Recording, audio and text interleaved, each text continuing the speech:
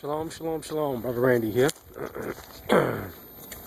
Out and about, checking out some things, and I'll do a video on that in a second, but just something was on my heart I just wanted to talk about. And this is definitely, in the spirit of meekness. And I want to talk about addictions. Addictions. How do you know that someone has been under or is under an addiction? And how it plays out and has an effect in one's life. I grew up in the projects. I grew up in the hood, and I had the opportunity to be around, I wouldn't call it opportunity, but it's just a life of, growing up in the hood, in the projects, in Brooklyn, New York. And many challenges, dealing with family members that's dealing with addictions, whether it's cocaine, heroin, crack, whatever it is, whatever poison that they chose, dealing with those addictions. It was a very difficult thing to see, and that's why I personally wanted to stay far away from that, because I saw the effects of having an addiction to drugs can have on your life. And I can say, fast forwarding many years later, that, if you ever paid attention to someone with an addiction, it always manifests itself in a certain way. For instance, you can tell that a person has been on meth. In this small town here, I go up, and I can always tell somebody that's been on meth is because, their teeth is pretty much jacked up. And they have this, you ever seen they have this shake about themselves, even though they may be well off that meth. You can tell somebody that's on heroin or has been on heroin, by their body structure. It's very worn, and that stuff wears you out very quickly, or crack. You can tell when somebody has suffered from alcoholism. Now, the Bible doesn't say anything about or condemn strong drink or wine, but you can tell when someone has suffered from alcoholism because of the heavy use and the manifestations in their physical body. Weed, you can always tell when someone has had an addiction or suffered from weed, because even though they've may have stopped using it, they have chronic, and I'm talking about chronic to severe, short-term memory problems. You can always tell.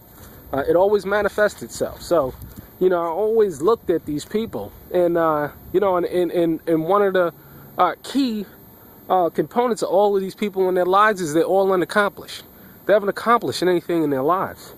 And you look at them today, and it's a sad thing. So, when it comes to addiction, and I want to talk about specifically, is how an addiction can hinder your progress. How an addiction can cause you to not accomplish a goal.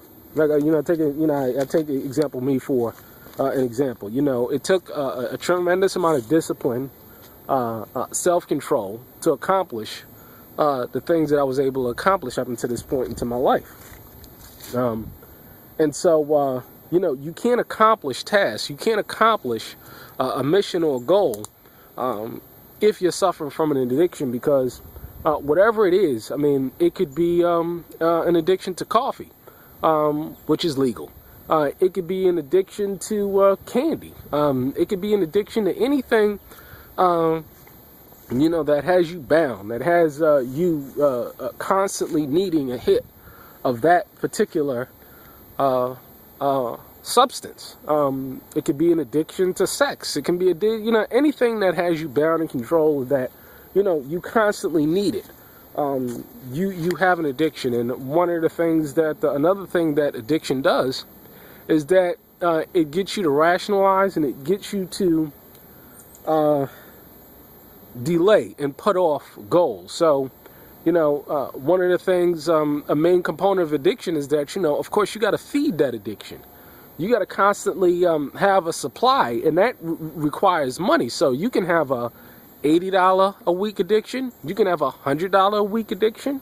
You can have a $300 a week addiction. Gambling, an addiction. I know people that has to go to Atlantic City every weekend, and they actually put it in their budgets to go to Atlantic City and gamble.